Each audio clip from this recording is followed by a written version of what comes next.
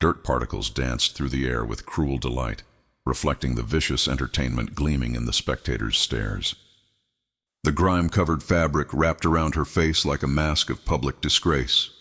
Standing upon a crude wooden stage typically used for cattle sales or property seizures, she kept her chin lowered while 100 leering eyes bore into her like physical strikes.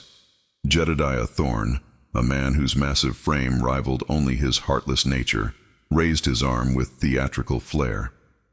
His voice scraped like grease on hot iron as he announced, "Gentlemen, something special for your consideration today. Perhaps not what you're used to, but plenty to work with, shall we say?" Coarse chuckling rolled through the gathered crowd, every snicker driving another spike through Alara's already shattered pride. Her alleged wrongdoing? Being an orphan drowning in debt and, in their twisted judgment, too heavy for any decent man's attention. Thorne had purchased her obligations for next to nothing, and this spectacle served as his twisted amusement, a public display designed to cement his petty dominance over the struggling settlement of Redemption Gulch. Alara's fingers curled into tight fists, knuckles bleached white, the sole visible evidence of the burning humiliation consuming her from within. She couldn't risk lifting her gaze, couldn't chance meeting their stares, terrified that her remaining courage would finally collapse. In the crushing quiet that followed their mockery, interrupted only by Thorne's satisfied cackle, a fresh voice sliced through the oppressive atmosphere, steady and quiet, yet carrying unmistakable authority. "What's your asking price?" Every head turned toward the sound. Silas Blackwood positioned himself at the crowd's perimeter, a man as worn and immovable as the stone cliffs overlooking his remote homestead. He spoke sparingly and kept even fewer friends. His features told stories of sun-carved lines and buried grief. His eyes, colored like winter storms, showed no humor, only profound, unsettling calm. Thorne, momentarily caught off guard, regained his composure with a sneer. "Well now, Blackwood, never took you for the matrimonial type. Or maybe you're just seeking extra warmth for the cold months ahead." More laughter erupted, though this time tinged with nervous energy. Silas wasn't someone to provoke carelessly. His silence was often mistaken for weakness, but those who had challenged him understood the iron beneath his quiet exterior. Silas's attention never wavered from Alara. He didn't see the mockery Thorne presented, but noticed the quiver in her frame, the shimmer of unshed moisture on her eyelashes, the raw anguish carved around her lips. He witnessed a drowning soul, and the waters were rising rapidly. When he spoke again, his tone remained emotionless and flat. "State your terms, Thorne, for her obligations." Thorne, savoring his control, stroked his whiskers thoughtfully. "For you, Blackwood, considering her substantial qualities, let's make it $50. Quite the bargain for such abundance." His contempt was unmistakable. Silas reached into his weathered pouch with deliberate movements. The metallic chime of currency hitting Thorne's waiting palm echoed unnaturally in the sudden stillness. He didn't bother counting, just locked eyes with Thorne's greedy stare. "Her debt belongs to me now," Silas declared, not requesting confirmation. He then turned to Alara, his expression impossible to decipher. "You're coming with me." It served as invitation, command, and salvation simultaneously. Alara, stunned, finally raised her head to meet his gaze. In his eyes she discovered not mockery or sympathy, but something she hadn't witnessed in ages. A hint of respect. Or perhaps simply the absence of the cruelty she'd grown to expect. What alternative did she possess? Remain here for further torment? She managed a barely visible nod, her throat too constricted for speech. The journey to Silas Blackwood's property passed in profound silence, a heavy shroud woven from unasked questions and persistent dread. Alara hunched forward on the extra horse he'd provided, her body aching from the auction's tension, her thoughts spinning with bewilderment. Who was this individual? This quiet, somber rancher who had rescued her from public shame with a handful of coins and minimal conversation? Did this represent another form of imprisonment? A different kind of cage? The terrain grew more brutal and desolate, matching the landscape of her wounded heart. The isolated ranch, when they finally arrived, stood as evidence of solitary living. A compact, solid cabin, well-maintained barn, and livestock pen stood starkly against the vast, merciless plains. No feminine details existed, no traces of comfort beyond basic necessity. Silas dismounted with efficient, confident motions. He extended assistance, helping her down, his touch surprisingly tender, rough from work yet careful. "The house is there," he indicated with a nod toward the structure. "Food stocked, beds ready." He avoided eye contact while speaking, seemingly focused on removing the horse's gear. Alara hesitated, feet planted firmly in the dusty earth. "Mr. Blackwood, why?" The question, barely audible, lingered between them. Silas paused, his back still turned. For an extended moment, only the wind's whisper through the barn's edges broke the silence. Then he faced her, his expression unreadable in the dimming light. "Nobody should be displayed like livestock." His voice emerged low and gravelly, as though the words themselves required effort. He briefly met her stare, a fleeting connection that communicated far more than his sparse language. "You're protected here. Get some rest." He then guided the animals toward the barn, leaving Alara standing alone, a tempest of feelings churning inside her. Protection, the concept felt foreign to her experience. She approached the cabin cautiously. The interior was spotless and austere. A single cot in the corner, a rough-hewn table with 2 seats, a stone hearth sitting cold and vacant. This was the dwelling of someone who anticipated little from existence, and perhaps received even less. That evening she stretched out on the narrow bed, every sense heightened, absorbing the unfamiliar sounds of the plains, a distant coyote's call, the cabin's settling creaks. Sleep remained elusive, driven away by past shadows and future uncertainties. What did he expect from her? What cost would she eventually pay for this unexpected refuge? She recalled Thorne's leering expression, the crowd's cruel amusement, and fresh waves of shame overwhelmed her. Yet she also remembered Silas's gaze, not gentle exactly, but steady and free from the malice that had become her daily reality. It represented a thin beam of light in crushing darkness, and she grasped it with a drowning person's desperation. She understood her burdened status. Another person to feed. Evidence of a transaction born from pity or some mysterious motive. However, as days transformed into a week, Silas demanded nothing from her. He awakened before sunrise, labored on his land with tireless, almost penitential energy, and returned after sunset, exhausted and quiet. He consumed meals with stoic indifference, his attention often fixed on distant points beyond the cabin walls, places only he could perceive. He left her to her own choices, providing strange, wordless respect for her space and grief.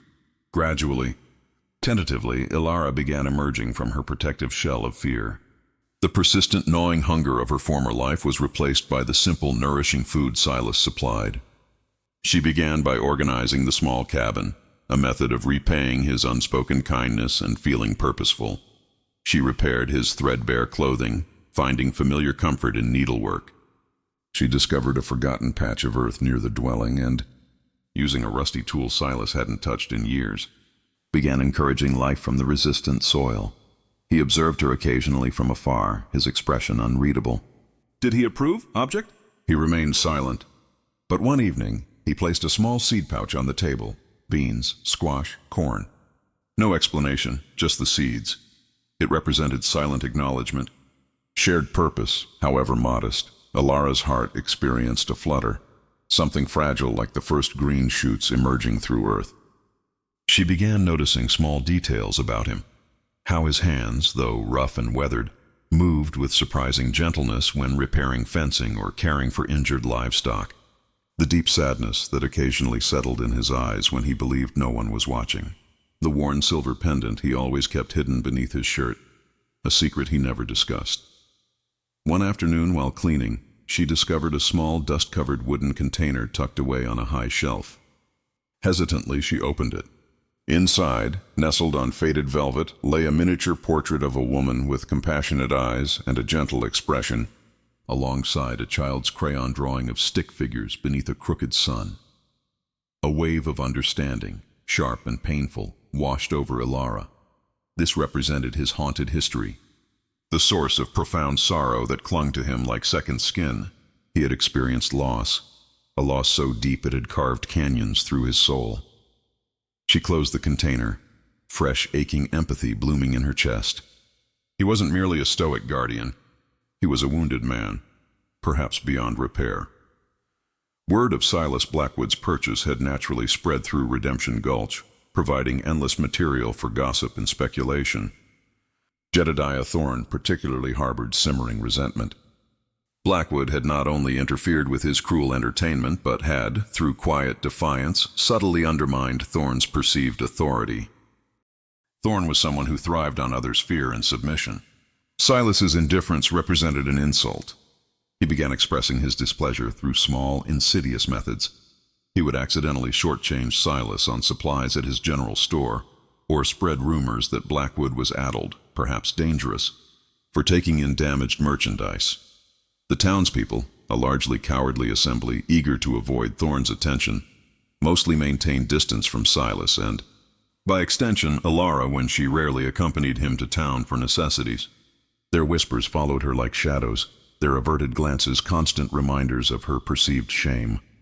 But Alara, strengthened by Silas's silent support and her own growing resilience, found herself caring less about their opinions. She had purpose now, however small, tending her garden, managing the modest household, offering quiet companionship that Silas, to her surprise, seemed to subtly accept. One sweltering afternoon, while Silas mended corral fencing, Thorne rode to the ranch flanked by two thuggish accomplices. He reined his horse, his pig-like eyes examining Alara, who tended her now flourishing vegetable patch near the cabin. "Well, well, Blackwood," Thorne sneered, his voice dripping false friendliness. "Just checking my investment, making sure you're taking proper care of her. Wouldn't want her value to decrease, would we?" His gaze felt like physical violation, and Alara experienced familiar cold dread creeping up her spine. Silas straightened slowly, hammer in hand. His face became a stone mask, but his eyes, fixed on Thorne, held something cold and dangerous. "She's not your investment, Thorne. She's not yours to monitor. This is my property. You're unwelcome here." Thorne chuckled, a harsh grating sound. "Feisty, isn't he? Listen, Blackwood, I've been considering. $50 was generous, but perhaps insufficient for the trouble you've caused me, disrupting my business, getting people talking." He leaned forward in his saddle, voice dropping to menacing purr. "Maybe I should reclaim her. Or perhaps she could work off her true worth. I have tasks better suited to her. Robust nature," one of his men snickered. Alara felt sickness rising in her throat. This was the moment she'd dreaded. But looking at Silas, she saw not fear but terrifying stillness, the calm before devastation. He stepped forward, hammer still gripped, its weight now more than metal and wood. "You'll leave," Silas said, voice quiet yet resonant with unshakable finality. "Now, and you won't return." Thorne's face flushed ugly purple. "You threatening me, dirt farmer?" "You and what army?" He moved to dismount, predatory gleam in his eyes. That's when Silas's carefully constructed self-control finally shattered. "I said get off my land." The roar erupted suddenly, shocking, torn from deep ancient pain.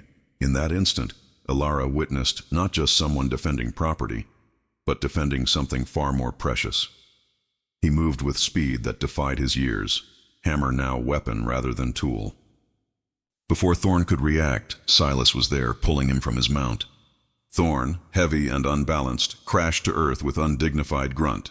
His lackeys, momentarily stunned, spurred forward, but Silas became a whirlwind of focused fury. He met the first man's charge, using his hammer to deflect a clumsy strike, then delivering a precise, debilitating blow to the man's shoulder. The attacker screamed, clutching his arm, reeling backward. The second lackey, witnessing his companion's injury and Thorne sputtering in dirt, hesitated. That hesitation proved his undoing. Silas turned, eyes blazing with righteous fire Alara had never imagined him capable of. "I lost everything once," he growled, words torn from his soul, raw and bleeding. He stared at Thorne, but his words seemed to address a greater, older enemy. Loss itself, injustice, fate's cruelty. My wife, my child, taken by disease while I stood helpless. Watched them fade and the world did nothing. Nobody cared. I swore then, never again. Never again will I stand by while innocents are trampled, while decency is spat upon. The silver pendant had broken free from his shirt, swinging wildly, a tiny beacon in the maelstrom. It was as if his lost family's spirits were present, fueling his desperate strength. Thorne, scrambling upright, drew a pistol, face twisted with rage and fear. "You crazy bastard!" he shrieked, aiming the weapon. Alara screamed, a wordless cry of terror, not for herself but for Silas. She lunged forward, grabbing a heavy garden tool, her only thought protecting the man who had shown her dignity no one else would. But Silas moved faster. He charged Thorn not with blind rage, but chilling precision. Ducking under the wavering pistol, his shoulder crashed into Thorn's ample midsection. The shot went wild, thudding into the barn wall. The weapon clattered to ground.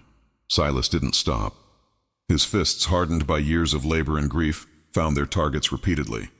This wasn't wild brawling, but targeted, efficient dismantling of a bully, fueled by lifetime's pent-up sorrow and newly awakened sense of justice. Thorn, no match for this avenging fury, crumpled, gasping and bloody. The remaining lackey, witnessing his boss's complete demolition, wasted no time. He wheeled his horse and fled, vanishing in a dust cloud. Silas stood over Thorn, chest heaving, face showing grim satisfaction and profound exhaustion. He breathed heavily, the fire in his eyes slowly banking, replaced by deep, weary ache. He looked at Alara, who stood frozen, tool still clutched in trembling hands, face streaked with dust and tears. He saw her fear, her courage, and something else. Fierce, protective loyalty mirroring his own. Just then, another rider approached, not with the haste of Thorn's fleeing man, but with steady official pace. Sheriff Brody, expression grim, had heard the gunshot from the main road. He surveyed the scene, Thorn blubbering on ground, injured lackey groaning nearby, Silas standing resolute, and Alara, a silent, shaken sentinel. "Silas," Brody said, voice tired. "What in damnation happened here?" Silas gestured toward Thorn with his hammer, which he still held loosely. "He came to my land, threatened us. He won't be doing it again." Thorn, seeing law enforcement, began whining. "He attacked me, Sheriff, unprovoked." "Tried to kill me!" Sheriff Brody looked from Thorn's blustering, bruised face to Silas's stony, righteous countenance, then to Alara, whose wide, honest eyes held truth Thorn never could. Brody had known Silas Blackwood for years, understood his quiet nature, heard whispers of his past tragedy. He also knew Jedediah Thorn for the overbearing, cruel man he was. His conscience, often weary, stirred. "Thorn," Brody said, dismounting slowly, gaze hardening. "I heard you were out here looking for trouble. Looks like you found it." He glanced at the pistol lying in dust. "And it looks like Silas here just finished it." He nudged Thorn with his boot. "Get up. You're coming with me." "Disturbing the peace. Assault. Looks like we'll sort this out in town." As Brody hauled protesting Thorn to his feet and secured his prisoner, Silas finally let the hammer drop. The sound of it hitting earth was like exhalation, a release of long-carried burdens. He swayed slightly, and Alara rushed to his side, earlier fear replaced by surge of concern. "Silas, are you hurt?"